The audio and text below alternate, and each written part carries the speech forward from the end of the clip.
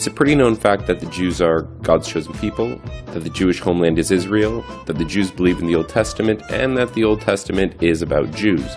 However, almost none of these facts are true. Nowhere in the Bible does it call the Jews God's chosen people. Modern-day Israel isn't really the homeland of the Jews. The Jews don't really believe in the Old Testament, and only maybe 5% of the people in the Old Testament can even be considered Jewish. So now that you've branded me an anti-Semite, we can begin. So, the expression anti-Semite literally means against Shem, or his descendants. However, being anti-Jewish isn't the same as being anti-Semitic. So, let me explain. The Semites are the descendants of a man named Shem, who would father some of the world's most renowned empires and dynasties, such as the Assyrian and Babylonian empires, and even the Persians can call themselves Semites. So, why is it when you say something against the Jews, you are considered anti-Semitic? Because just like stealing your religion, your homes, your money and businesses, some Jews also love stealing names, inheritance, and land. So Shem is the son of Noah, the guy who built the ark when Mesopotamia flooded. The Sumerian kingdom would be destroyed by the flood, and the Semites would descend from the Caucasian mountains and establish the Akkadian Empire. Shem would have children, and one of his descendants would be named Eber. He would be the father of the Hebrew people, and the Semites would be called by his name. Eber's line would eventually give birth to a man named Abram or a Jew named Abraham, except Abraham has never been a Jew, nor will he ever be a Jew, and to call Abraham one is just plain ignorant, so let's go through it. So, according to the Bible, Abraham was a Hebrew and not a Jew, who God promised would be the father of many nations, not one single Jewish nation, but many nations, and that through him all the families of the world would be blessed. Abraham would pass this blessing on to his younger son Isaac and not his eldest son Ishmael. Isaac would have twin sons named Esau and Jacob. Again, the Abrahamic blessing would be passed down to the younger brother Jacob, who would then be renamed to Israel. Israel would then have 12 sons. His sons would each become their own tribes and eventually become their own nations. One of his sons would be named Judah, who would be the father of the Jewish people, and all Jews are related to him. Even though all Jews are Israelites, majority of Israelites are not Jews.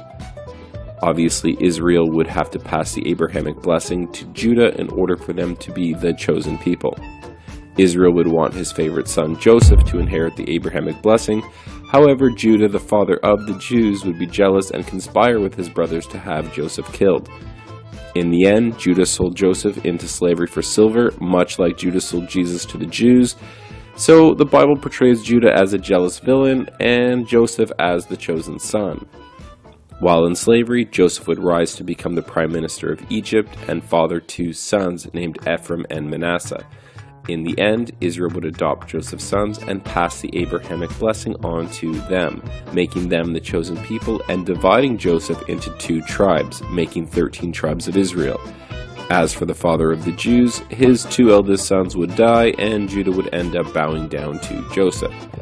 So, now that you understand that the Jews were never intended to bless the world, nor were they ever considered the chosen people, we can move on to our second point. So, is the Jewish homeland Israel? And the answer is yes and not at all. Israel was originally called the land of Canaan, named after Noah's grandson, Canaan. The land of Canaan was conquered by the Israelites after they left Egypt with Moses, found in the book of Exodus. The Bible says God commanded the Israelites to punish the Canaanites for their sexual immorality, which led to child sacrifice, which would eventually lead to cannibalism. The word cannibal actually comes from the words Canaan and the god Baal. Baal was the god of Canaan, and the priests were known for eating the children after they were sacrificed to him, hence why we call them cannibals. So now that you understand what kind of people were living in Canaan, try not to feel so bad when you read that God ordered us to exterminate them. The borders of the Jewish homeland were established by Joshua, who was one of the descendants of Joseph and not from Judah. So if we were to restore the Jews to their original land, according to the Bible, the Jewish homeland would look less like this and more like that. So, like the story of Joseph and Judah, their children likewise wouldn't get along either. After becoming nations, there would be a civil war. The Jews would rule the southern kingdom of Judea, while Joseph's sons would rule the northern kingdom, keeping the name Israel. They would have different religions, believe in different gods, and while Judah stayed in Judea, Joseph would ally himself with the Phoenicians and establish colonies and trade posts all over the Mediterranean. The kingdom of Israel would be corrupted by foreign ideologies, and like the Canaanites would fall into materialism, sexual immorality, and child sacrifice, which would lead to them being conquered by the Assyrian Empire.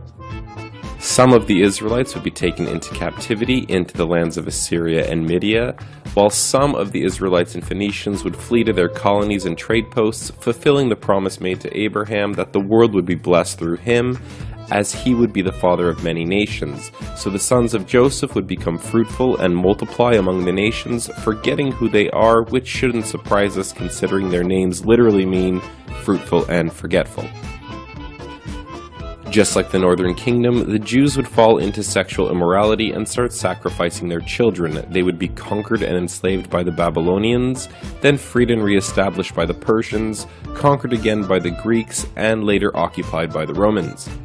While under Roman rule, the Jews would launch the greatest revolution in Roman history, known as the Great Revolt, which would fail, causing Judea, Jerusalem, and the Jewish temple to be destroyed, ironically fulfilling everything Jesus and the Christians said would happen. The Jews, not being satisfied with losing their temple and homeland, would stab the Romans in the back by launching 2 more rebellions, killing over 500,000 Greeks and Romans. God would bless the chosen people with 2 more humiliating defeats, along with a banishment from the land, causing Judea to be renamed to Syria Palestinia.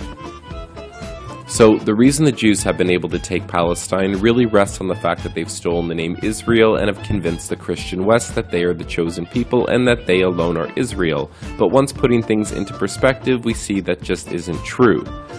Which brings us to our third point. Do the Jews believe in the Old Testament? The answer is kind of and not really. While waving around the Old Testament as if they believe in it, the Jews actually have secondary books that they consider just as important, the main book being called the Talmud. To explain the Talmud, we have to understand some basic Jewish Roman history, going back to Emperor Claudius, who, like Emperor Tiberius, tried to ban the Jews from Rome after branding them aggressive troublemakers. Sadly, Emperor Claudius didn't understand how to play the Game of Thrones and ended up mysteriously being killed. His successor, Emperor Nero, would lift the Jewish ban, which shouldn't surprise us considering the Talmud says he was a Jewish convert. Nero and his Jews would engage in some of the most barbaric acts known to man. Just to give you an idea of how crazy this pro-Jewish Roman emperor was, Nero burned down Rome and blamed it on the Christians, causing them to be tortured and killed in the worst ways imaginable. He murdered his entire family, then kicked his pregnant wife and unborn child to death, and then castrated a young boy named Sporus and forced him to dress like the wife who he had just murdered. With the coming of Jesus, the Jews would divide into 2 main groups. Those who believed that Jesus is the Messiah, while the other group of Jews rejected this claim, believing that their Messiah would come wielding a sword to destroy the Romans and set up a Jewish empire, which is what led the Jews to revolt against Rome in the first place. That, and they just didn't want to pay taxes. After their failed rebellions, the Jews would retreat to Babylon, creating the religion we know today as Judaism, making Christianity older by about 200 years. The Jews would argue and say that the Talmud is the oral law that was passed down orally without any mistakes since the time of Moses, before finally being written down between 200 and 400 years after Jesus. This would place the Jews in first place above the Muslims for the longest, most successful game of broken telephone ever played. The Talmud speaks of its love for Christians by calling the mother of Jesus a whore and calling Jesus a bastard sorcerer who is in hell boiling in human shit. Which brings us to our last point. Is the Old Testament about Jews? The answer is no, not really. Because the Jews have stolen the name Israel, you would never guess that the majority of the people in the Bible are not Jewish. The Apostle Paul, for instance, even though everyone calls him a Jew, Paul quickly separates himself from the Jews and says, "I am an Israelite of the tribe of Benjamin." The Bible also says that God sent Paul to preach among the Israelites, and funny enough, Paul's ministry wasn't in Judea, but he was sent to preach to the Galatians in Asia Minor, the Greeks in Greece, and the Romans in Rome. The Bible is constantly separating the kingdom of Israel from the kingdom of Judah, as it is constantly separating Joseph from Judah. The entire Jewish deception and hijacking of the Bible depends on them stealing the terms Semites, Hebrews, and Israelites. For example, Moses, the man who wrote the first 5 books known as the Torah, did not come from the tribe of Judah, nor was he part of the kingdom of Judea, yet somehow he is a Jew. The reality here is the majority of the people in the Old Testament are not Jewish. The Bible is a book that tells the history of many nations and peoples, like the Semites, Hebrews, Israelites, Egyptians, Phoenicians, Babylonians, Assyrians, Armenians, Persian, Greeks, Romans, and many others. It's not only about Jews.